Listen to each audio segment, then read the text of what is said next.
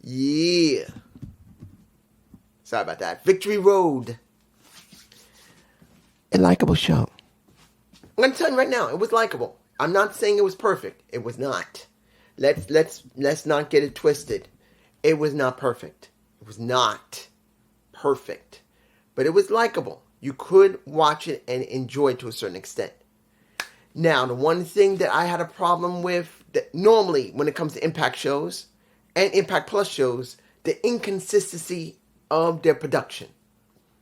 This show, here in my stomping grounds of New York, not where I'm living right now, it was actually fine.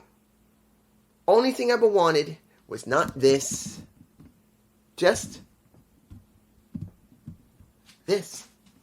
And that's what we generally got, except for one match was a little sloppy, generally speaking. But other than that, almost every match we got was good. Audio was not that good. Let's not get it twisted. Audio was not good. There were certain times that there was a lot of echo. And we didn't really hear how loud the fans could be, because the audio for the fans was like this. Even though you could hear them, it wasn't loud enough. Now, I'm not saying the fans were hugely loud, but you could have heard them better. But in general, production was fine. They always seem to do production fine when it comes to an Impact Plus show. Well, sometimes. Now, let's go to the main show. X Division, we got Kushida versus Lio Rush. Now, I'm going to tell you this. Did I want Kushida to win? Actually, I did. Kushida's never won a title in Impact Wrestling. And to be honest, I kind of wanted him to win the X Division title. I did. I'm not going to lie. I did. It would have been nice to see him win. Was it a good match? Yes, it was a fast-paced X Division match. It's not something we're completely foreign to. But you got to see the difference in personality of a Lio Rush to a Kushida. And Lio is just more developed. At least at this time. But I'm not saying Kushida is boring either. He's just, here's Lio, here's Kushida. That's not bad. And unfortunately, Kushida did not win. He did. But I want to say this. Using a low blow will make it more easier for him to try again if he's still there in the company for a while. Or it could be for, since, how can I say this? Since Chris Sabin didn't win, now I'm just getting it out there, I'm going to do that one next. But since Chris Sabin did not win, this could be again, another shot for him to do it if Kushida is not going to be there, or if he's not going to get another shot. I'm just saying. Now, let's get to the title match of the Rascals versus the Motor City Machine Guns. Not going in order.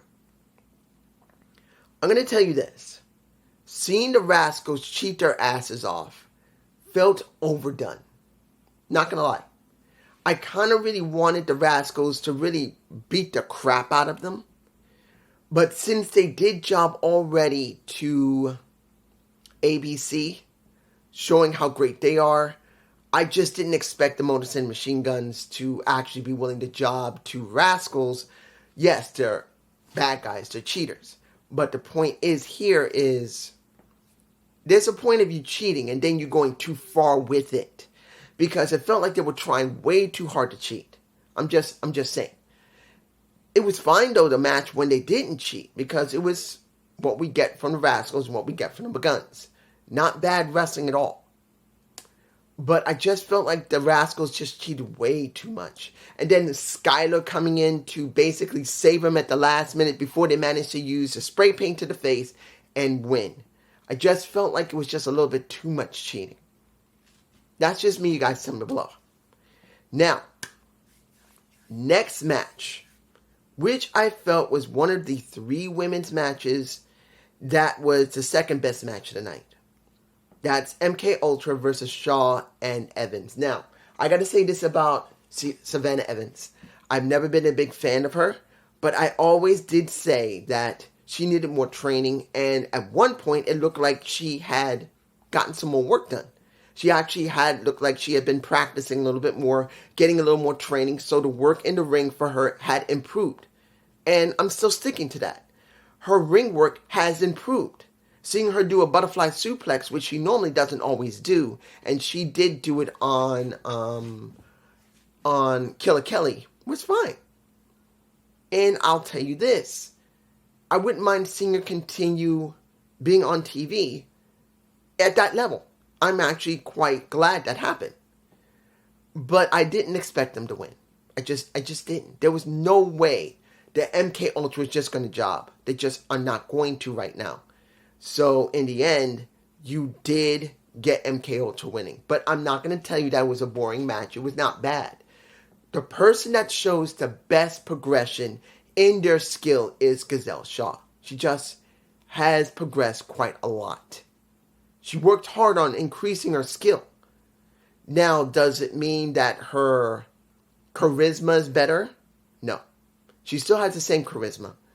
Does it mean that her Shaw Taraj is great?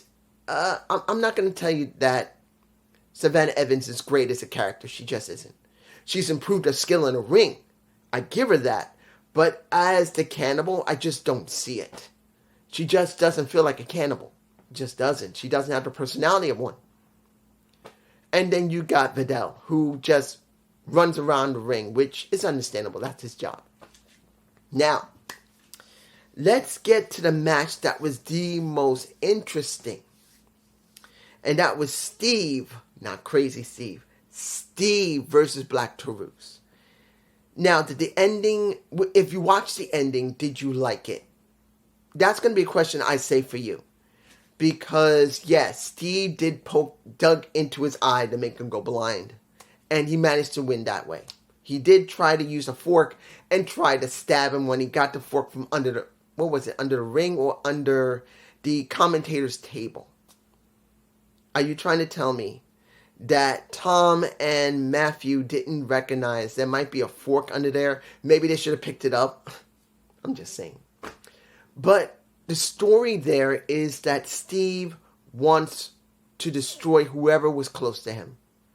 And Black Taurus was it. And for the most part, you could see that Steve changed his style. He was not the regular Steve that we normally see, Crazy Steve. He didn't do none of that. He was a lot more methodical, a lot more fast-paced, and I did enjoy it. And I'm hoping he expands on that with his character, which is great. I love it. It makes me think of Silence of the Lamb with a little bit of Chainsaw Massacre thrown in. I know that's not what everybody else is going to see. That's what I see. I could say Michael Myers, but I don't want to because I really feel like it's a little bit of that. So he does win. The question is, who is next? I'm hoping it will be Courtney Love. And I'm hoping it will be Jessica. I know people are going to say, dude, you want him? Yes.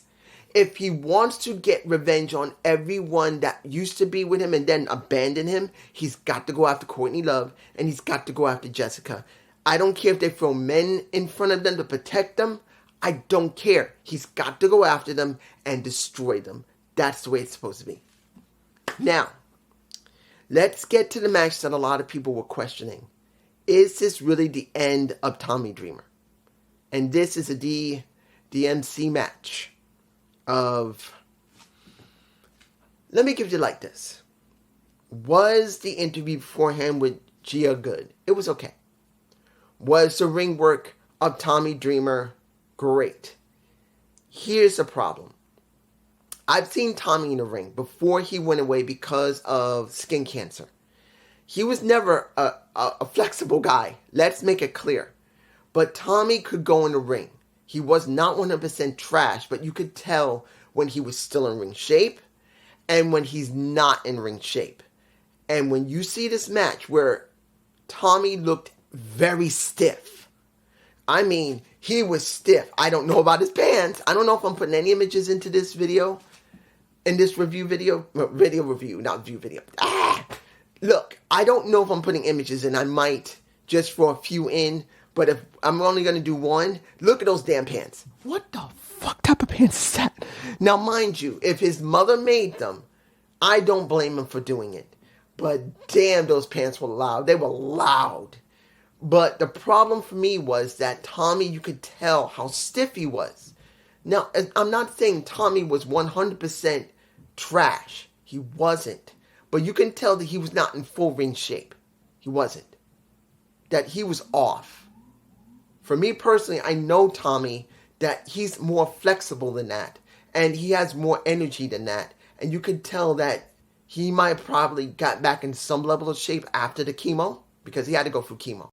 I believe it's not chemo. I think it's radiation. My mistake. I'm sorry. But let's make this clear. I don't think he was really in great shape when he was doing that match. Not because he didn't want to be. It's just that, like I said, he's now gone up against skin cancer 3 times. And as far as I know, for him to be wrestling, that means he's gone through whatever radiation treatments he's done. And he's back into action again. I just felt like he was more stiffer than normal. The story was an interesting one. And the one that made the story help a lot was seeing that, well, there was no way that Heath wasn't going to help him win. And that's the reason he won. Do I believe that Tommy's going to hold that title very long? No. I don't think he's going to hold it more than maybe a month, maybe 2 at the most, before he loses it to somebody else. But I can understand why they did it. They wanted to give Tommy something special. He made it very clear in his interview that this was the very place he fell in love with pro wrestling when he was 10. And 43 years later, he's back in that same place where he's going after a title where he could lose his career. They gave him that, particularly that he's been loyal to the company.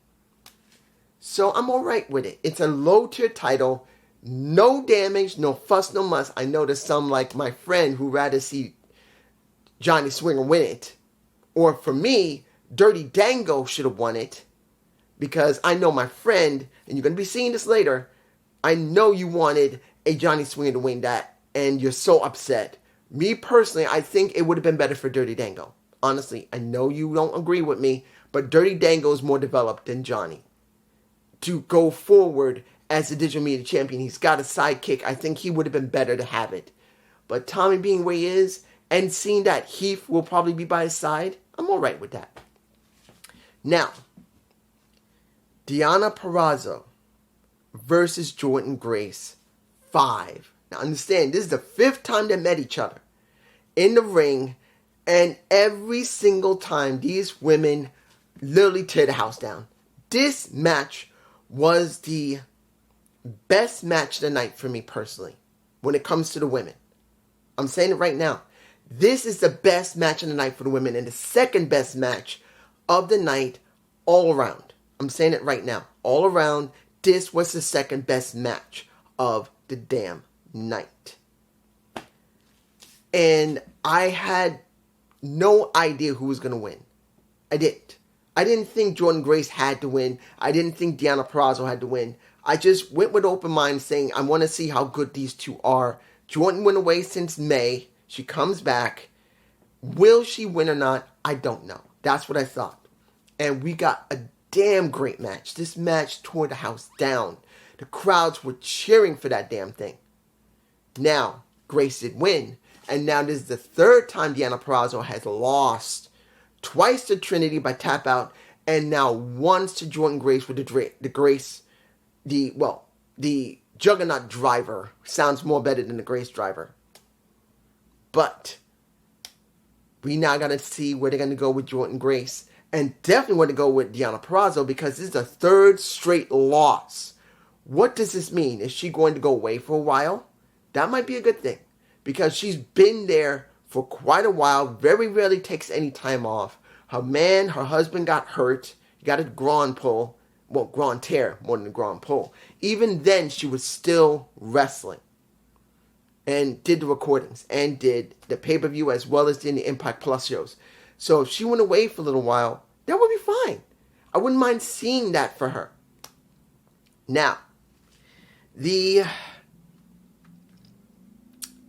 let's get this one over with. this is the match that was very, very, very disappointing for me personally. Not because it was 100% trash, but I felt like we needed more women.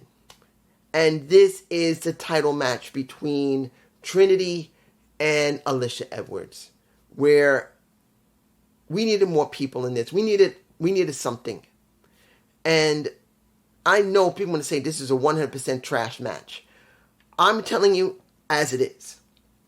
We just had a woman who has headlined WrestleMania and who has been a 3-time champ before winning Impact.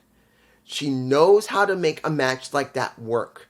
And then you have Alicia Edwards, who I found out, I thought she had been there maybe 10 years. She's been there since 2008. 17 freaking years. She's been there. She met her husband there. Oh my gosh, that's been a long time for her. Where, as far as I know, she's never had a shot at a title or tag title. I don't know if she's ever had a shot at a tag title. But the main title, I don't think she ever has. If she has, tell me below if you know. But this is the first time they ever went there with her being part of this company for 17 freaking years. So, seeing her in this spot was completely new to her, and knowing full well that she is sometimes here, going like this, middle of the road. Sometimes she dips under, goes up in here, middle of the road, very rarely goes above average. I'm not saying she's a trash wrestler. She's not. She's an average wrestler that really isn't above average. She's like middle of the road the majority of the time. And not even saying that she's trash. But here, when it came to that match, Alicia just was not good. Just wasn't. You got Trin, and then you got Alicia. This is what you got. Now, I knew there was going to be a gap. And there's no way there was ever going to be, like they were going to be dead even. I knew Alicia was going to be having a disadvantage.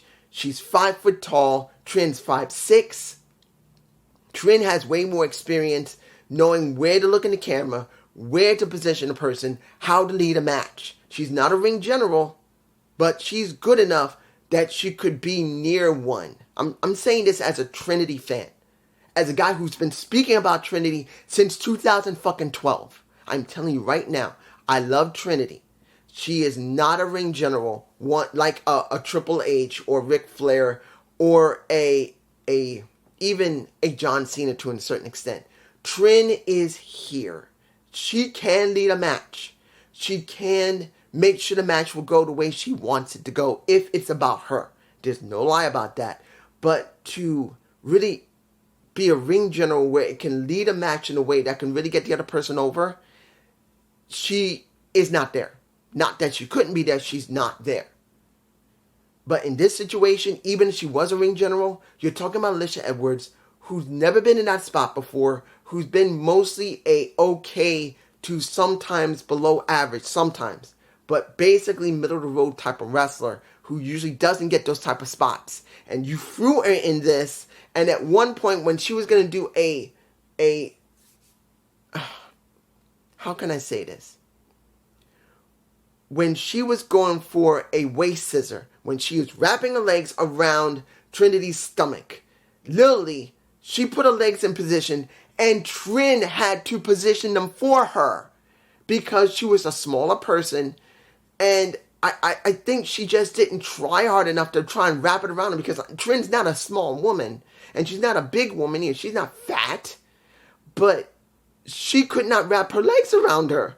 And Trin had to grab her legs and wrap it. And I'm going like, oh my gosh. So just, and then it was, Trin tried.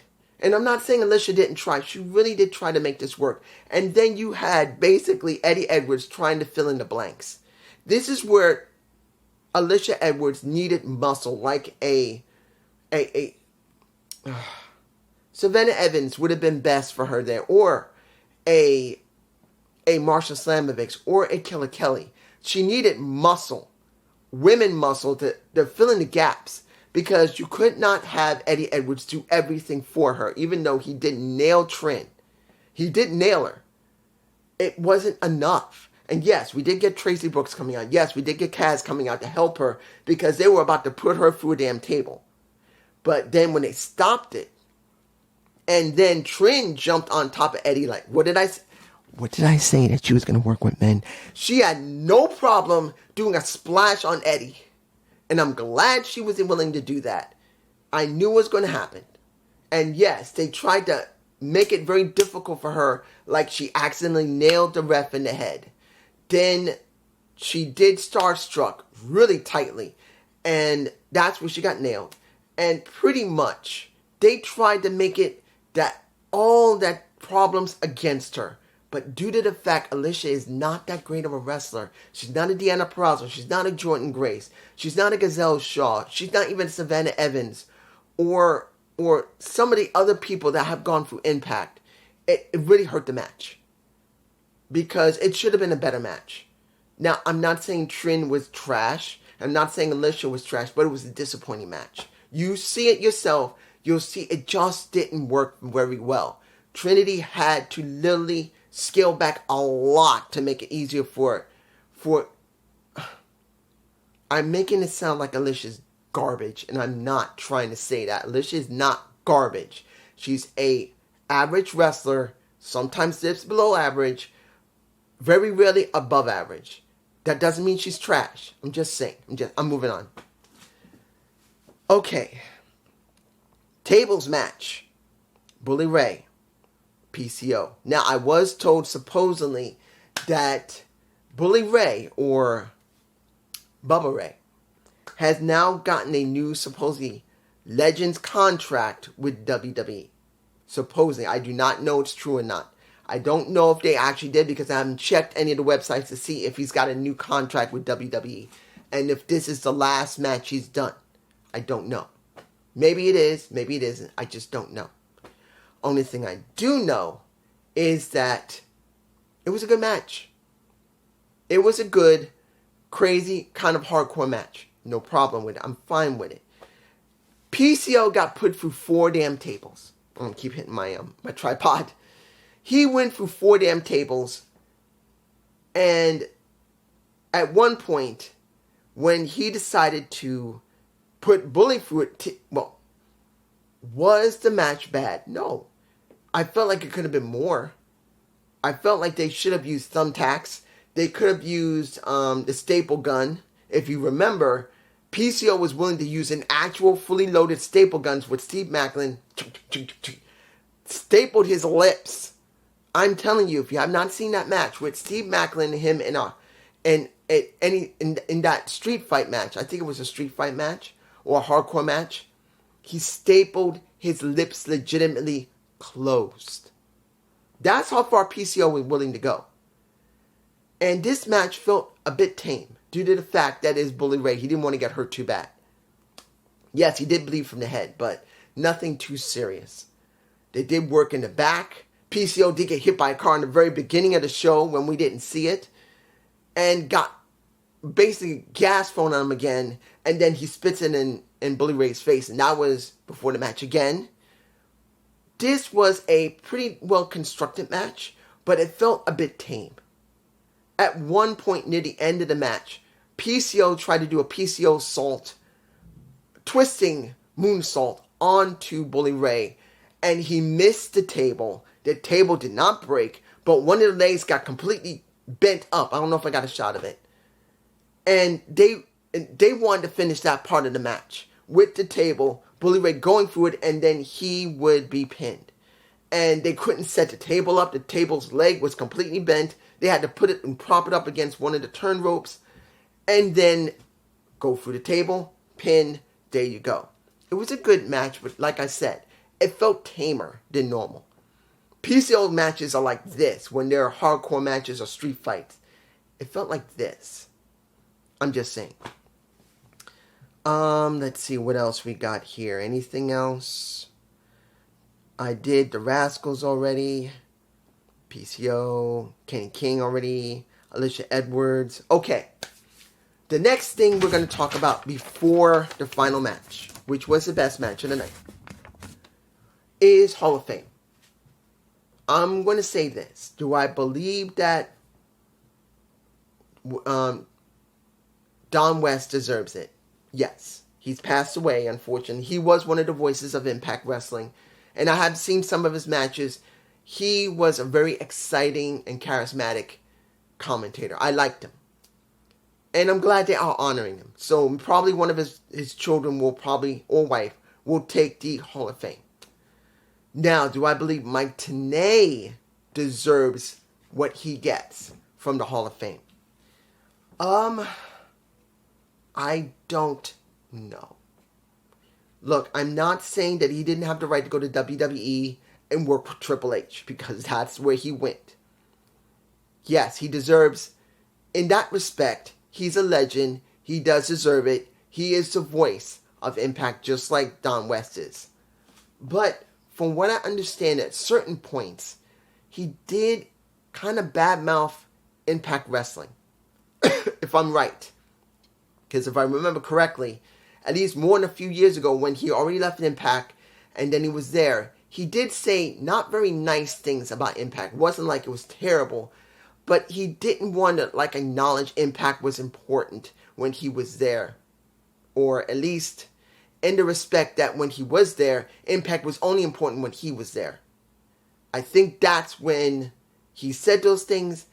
And me personally, I feel like that's not exactly a nice thing to say about a company that you spent so many years with, that you made the back off of. In that respect, a part of me is like, I don't think he really deserves it, at least not this year. Particularly that if he's here, that means he's been removed from WWE already, which he has. And I'm like, I'm just, don't know. For me personally, I would have waited until next year to do it. And then just with Don West himself. That's who I think they should have just honored one person. Having them both together, I don't feel like it's right. I feel like Don West should be honored himself because he lost his life ended because of him getting sick.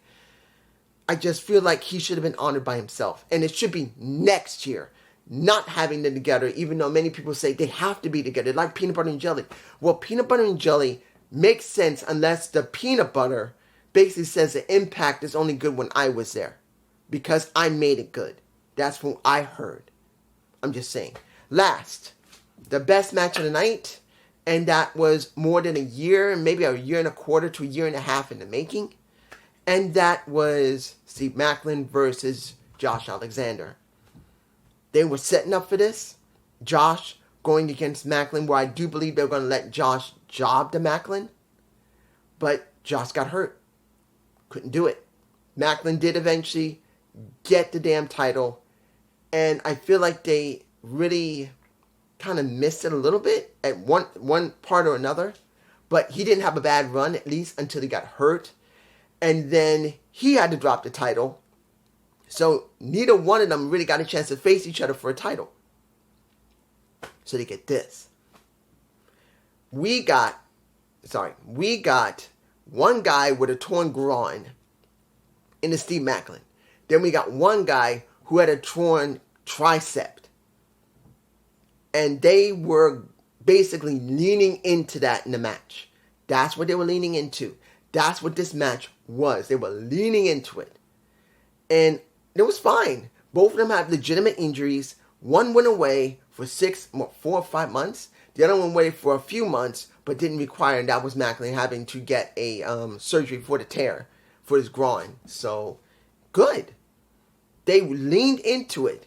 And Josh leaned into it near the end of the match. Not in the very beginning. He didn't want to go after groins.